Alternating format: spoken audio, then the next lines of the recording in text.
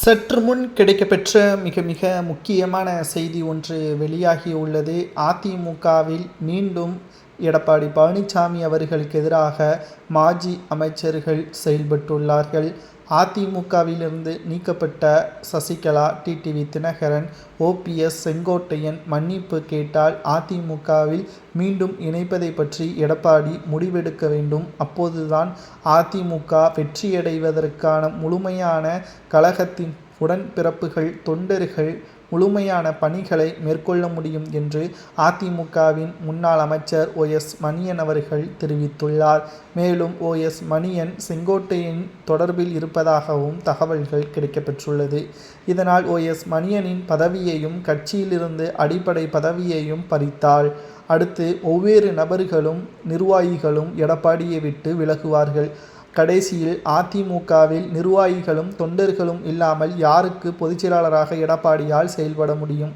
எடப்பாடி பழனிசாமி அவர்களுக்கு ஒன்றுதான் பிரச்சனை. அவரது ஈகோ தான். தன்னை விட அதிமுகவில் யாரும் உயர்ந்த பதவியில் இருக்கக்கூடாது, தன்னுடைய பதவியை பறிக்கக்கூடிய நபர்களும் அதிமுகவில் இருக்கக்கூடாது.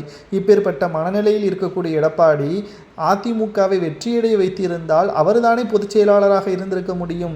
ஏன் அவர்தானே அதிமுகவின் தலைமை பொறுப்பில் செயல்பட்டிருக்க முடியும். ஆனால் 4.5 ஆண்டுகளாக தொடர்ச்சியாக தோல்வியை பெற்று வரக்கூடிய எடப்பாடி அந்த பதவியையும் விட்டு கொடுக்க மாட்டேன், அதே சமயம் வெற்றியடைவதற்கான வழிகளையும் நான் பின்பற்ற மாட்டேன் என்று அடம்பிடிப்பது எந்த விதத்தில் நியாயம்? அதாவது பெருவாரியான தொகுதியில் உள்ள தொண்டர்கள் இருவருமே ஒருங்கிணைந்து செயல்பட வேண்டும் என்பதுதான் விரும்புகிறார்கள்.